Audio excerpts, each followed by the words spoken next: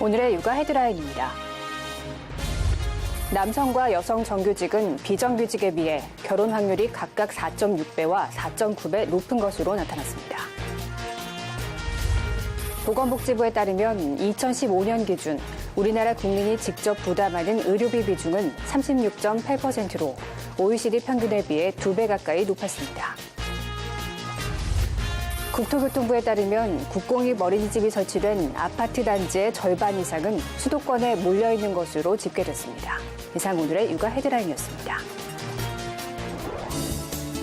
미운 3살이라는 말이 있을 정도로 3살 무렵 아이는 소유욕과 자기 주장이 강해지는 시기를 맞게 됩니다. 이때 부모가 아이를 욕심쟁이라고 혼내거나 무안을 주고 아이 장난감을 억지로 빼앗는다면 아이는 큰 상처를 받게 되는데요.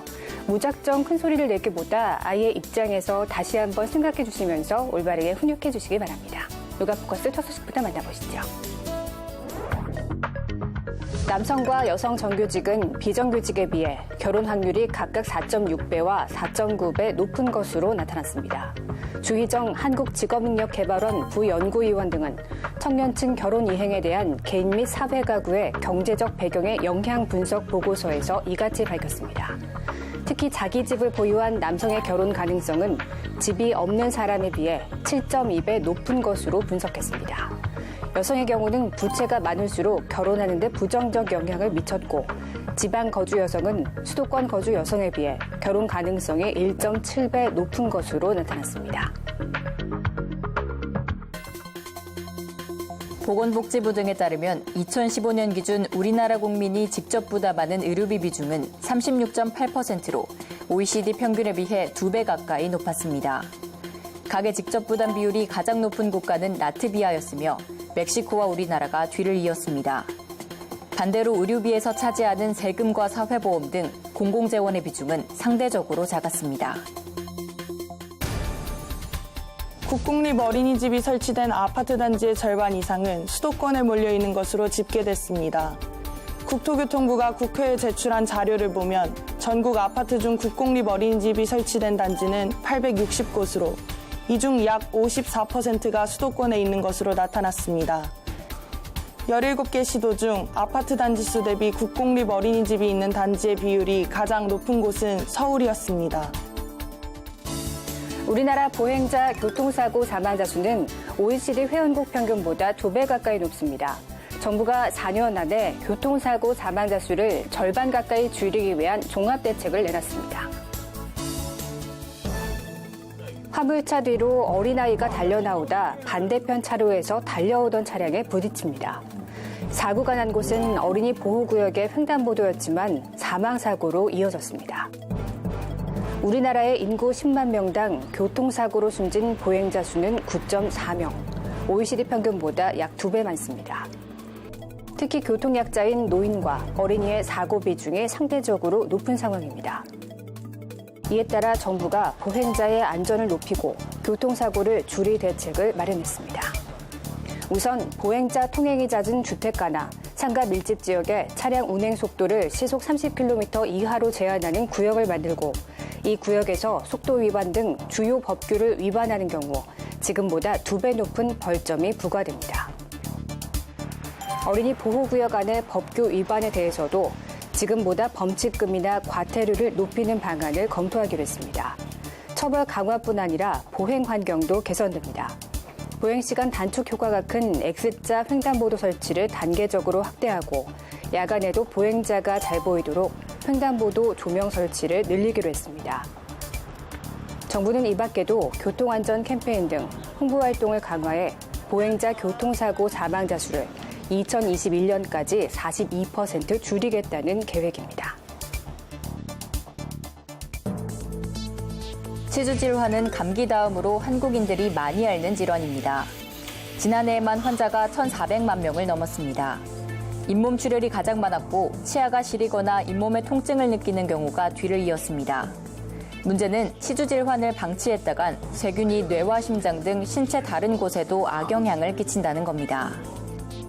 세균들이 온 전신을 혈관을 타고 들어가서 심혈관 질환이나 당뇨, 그리고 뇌질환 또는 폐기능 또 신장 심지어는 성기능 장애까지 이렇게 유발시킬 수가 있습니다. 치주 질환 원인의 90%는 세균과 플라그, 치석입니다. 이 때문에 치과 전문의들은 잇몸과 치아 사이사이를 모두 닦을 수 있도록 칫솔을 쓸어 올리거나 내리는 회전법과 치아와 잇몸 사이에 칫솔몸을 집어넣고 진동을 가하는 바스법을 권장하고 있습니다. 짧게 2, 3초 정도 약간 이렇게 진동을 틀면서 쓸어내는 이 방법입니다. 만약에 이 진동이 왔다 갔다 했을 경우에는 잇몸 마사지가 아니고 오히려 출혈을 이렇게 일으킬 수가 있으니까. 하지만 이 방법대로 양치하는 사람은 30% 수준에 불과했습니다.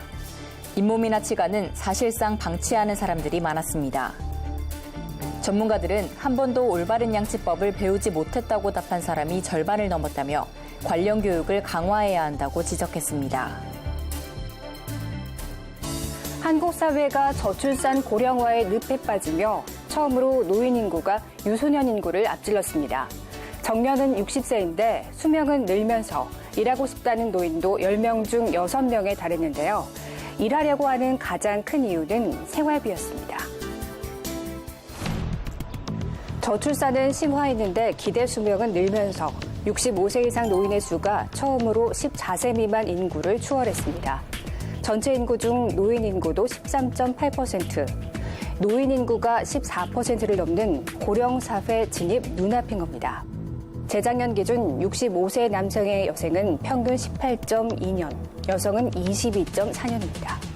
정년은 만 60세 뒤에도 평균 20년 이상을 더 사는 겁니다. 수명이 길어질수록 일자리도 더 필요해지고 있습니다. 55세에서 79세 10명 중 6명은 일하고 싶다고 답했는데 그 이유로 생활비에 보태기 위해서란 답을 꼽은 사람이 절반 이상이었습니다. 국민 평균 연간 진료비의 3배 육박하는 381만 원의 진료비도 부담이었습니다. 혼자 사는 노인의 경우 생활비 걱정은 더 커집니다. 가구주 연령 65세 이상인 가구 중 33%가 혼자 사는 노인 가구였는데 이들은 10명 중 7명꼴로 노후 준비가 돼 있지 않다고 답했습니다. 노후 준비는커녕 생활비 마련이 급급해지며 고령 1인 가구 취업자 수가 재작년 44만 명으로 2년 새 3만 명 늘어나는 등 꾸준한 증가세입니다. 한편 혼자 사는 노인은 규칙적인 운동 습관이 부족하고 건강검진을 제때 받지 않고 있어 스스로의 건강에 부정적이었습니다. 그럼에도 전반적인 생활과 가정에서 스트레스를 느낀다는 비율은 전체 고령자보다 낮았습니다. 정부는 우선 미세먼지의 주범으로 꼽히는 30년 이상 노후 석탄 화력발전소 7기를 2022년까지 없애겠다고 밝혔습니다. 공정률이 낮은 발전소는 LNG 등 친환경 연료로 바꾸고 다른 석탄 발전소도 배출 허용 기준을 2배 높이겠다고 설명했습니다. 수도권에서만 시행되고 있는 대기오염물질 배출 총량들을 전국으로 확대하고 석유와 제철 공장 등은 배출 허용 기준이 더욱 강화됩니다. 221만 대에 달하는 오래된 경유차는 퇴출하고 어린이 통학 차량은 LPG 등 친환경 차로 교체합니다. 어린이와 노인 등 미세먼지 민감 계층의 보호 대책도 나왔습니다. 내후년까지 모든 초중 고교에 실내 체육시설이 설치되고 어린이집과 유치원, 요양시설 등이 밀집된 지역은 노후 경유차의 출입을 제한하기로 했습니다. 정부는 이 같은 대책 등을 실행하기 위해 2022년까지 7조 2천억 원의 예산을 투입할 것이라고 밝혔습니다. 지난해 우리나라 하늘은 열흘 중 7일이 미세먼지에 뒤덮였는데 이를 70% 줄여 적어도 열흘 중 8일은 깨끗한 하늘을 볼 수 있게 하는 것이 정부의 목표입니다. 사시사철 신나게 뛰어노는 맑은 대한민국을 원하지 않습니까? 정부는 끝까지 미세먼지 감축을 위한 모든 수단을 동원하겠습니다. 환경부는 배출 허용 기준 강화 등이 기업에 부담이 될 수 있다는 지적에 대해서는 중복 규제를 받지 않도록 하고 중소기업에 대해서는 융자 지원 등 지원 대책을 병행하겠다고 밝혔습니다. 흑수저와 금수저.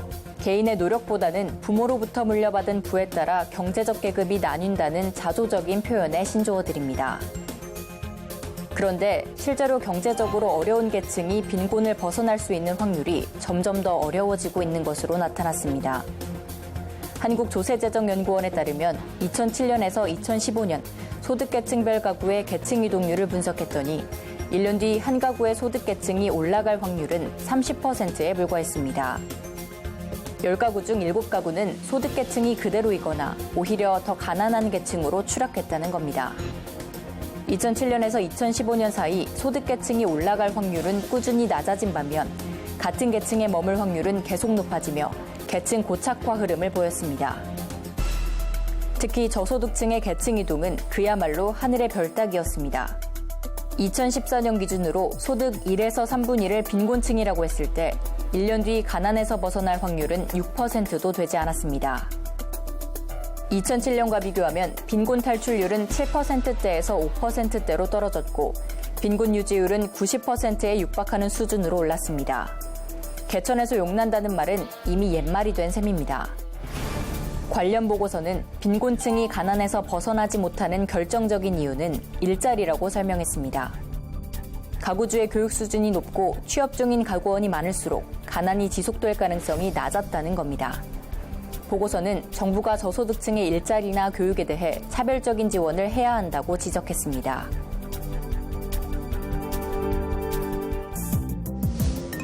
정서적으로 불안정한 청소년기에는 학교폭력 피해가 정신적 외상, 트라우마로 작용하기 쉽습니다. 또래에게 당하는 폭력은 자책으로 이어지고 평생 씻을 수 없는 상처로 남게 된다는 것입니다. 치유받지 못할 경우 외상 후 스트레스 장애로 심각한 후유증을 겪게 되는데 우울증과 불안장애를 비롯해 집 밖으로 나오지 않는 은둔형 외톨이가 대표적인 사례입니다. 학교폭력 피해 학생들은 그렇지 않은 학생들에 비해 3배 정도 더 많이 자살에 대한 생각을 하고 있다는 조사 결과도 있습니다. 특히 학교폭력 피해자가 가해자로 바뀌는 경우가 적지 않다는 것도 주목해야 할 점으로 꼽힙니다.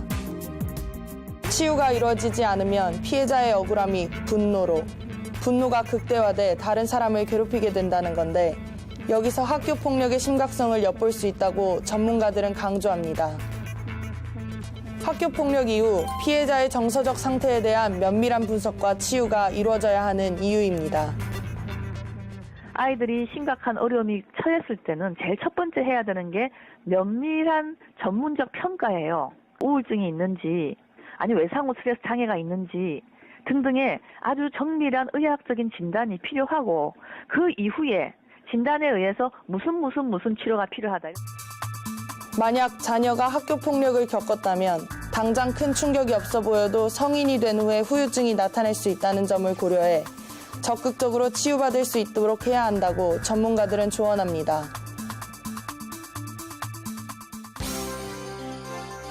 지난 10월 10일 제12회 임산부의 날 기념행사가 성황리에 개최됐습니다.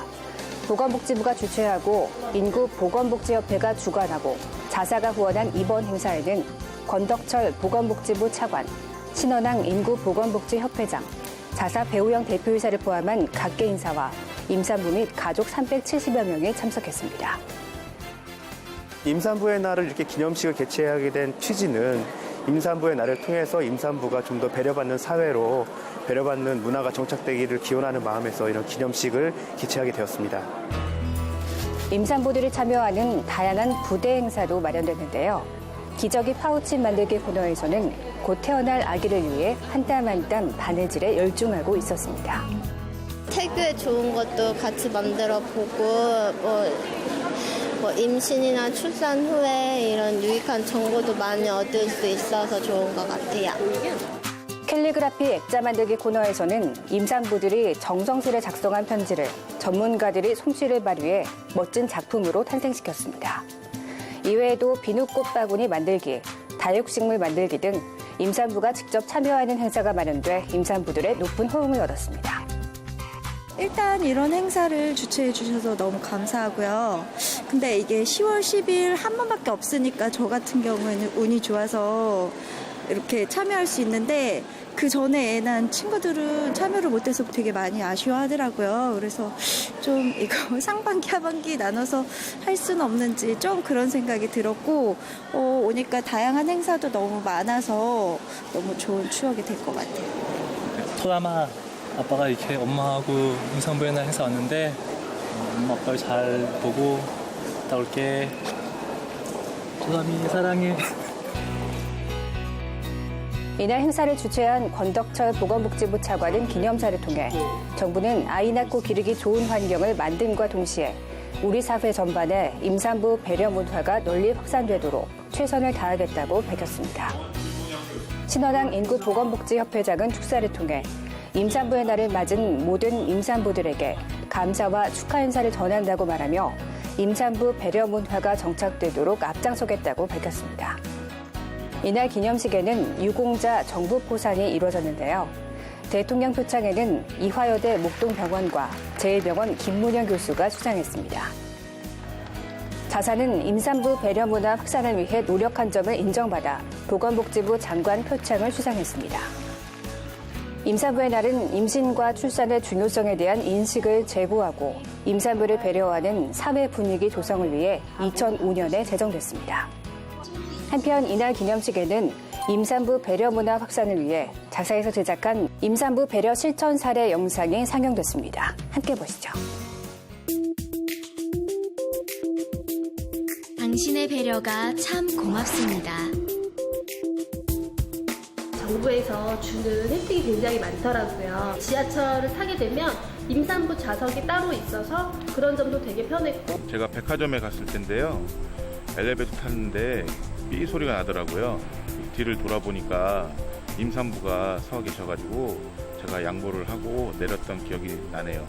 그러니까 다른 분들도 좀 임산부 보시면 배려해서 양보를 했으면 좋겠습니다.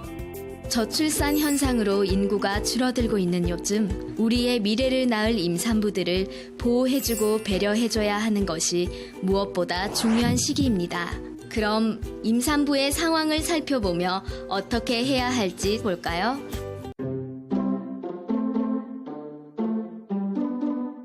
임신의 감동은 이루 말할 수 없는 기쁨이죠. 자기야, 나 임신했나봐.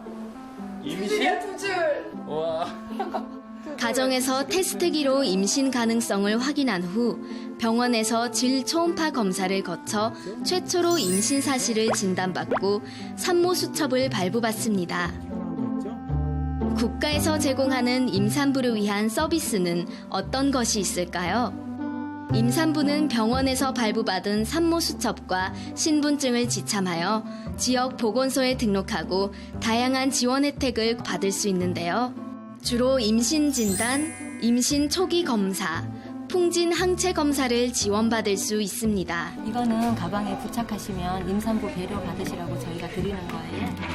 이거는 엽산제예요. 태아의 신경관 결손이나 기형아 예방. 그리고 배가 안 나온 초기 임산부를 식별할 수 있는 엠블럼 가방고리와 임신 12주차까지는 엽산제를 배부하고 16주차부터 분만시까지는 철분제를 무료로 제공하고 있습니다. 자, 그럼 외모로 구별하기 어려운 초기 임산부는 어떻게 보호받을 수 있을까요? 임산부 먼저라는 문자와 임산부 배려를 뜻하는 손과 원이 결합된 아이와 엄마의 사랑, 가족과 사회의 사랑으로 표현된 임산부 엠블럼 가방고리를 국민 모두가 인식하는 것이 중요합니다. 공공장소에서 엠블럼 가방고리를 인식하는 자세로부터 임산부에 대한 배려가 시작된다고 할 수 있습니다.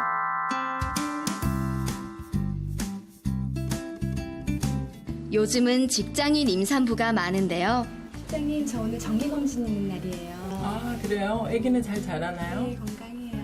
잘 다녀오세요. 병원 다녀오겠습니다. 직장에서도 성숙한 배려 의식이 확산되고 있습니다. 38주이잖아요. 전문의가 말하는 유의사항을 들어볼까요? 임신을 하게 되면 호르몬의 변화가 오게 됩니다. 그래서 입덧이 생기고 식욕도 많이 떨어지고 그리고 이유 없이 무기력해지고 피곤해지고 그리고 잠도 많이 오게 됩니다.